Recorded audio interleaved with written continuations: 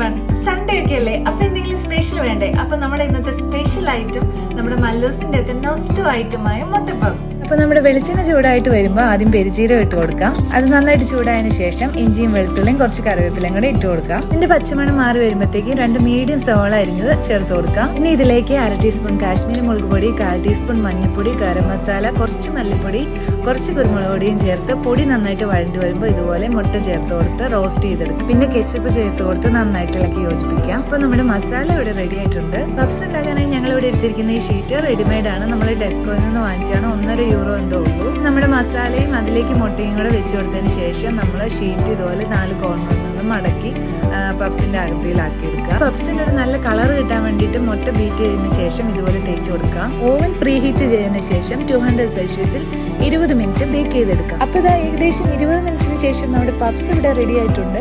നല്ല സ്മെല്ലൊക്കെ വരുന്നുണ്ട് കേട്ടോ. നല്ല ഈസി ആൻഡ് ടേസ്റ്റി റെസിപ്പിയാണ് കേട്ടോ. എല്ലാവരും ഒന്ന് ട്രൈ ചെയ്ത് നോക്കണേ. അപ്പൊ ഇന്നത്തേക്ക് ഇത്രയേ ഉള്ളൂ. പുതിയൊരു വീഡിയോ ആയിട്ട് കാണുന്നവരെ ടാറ്റാ, ബൈ ബൈ.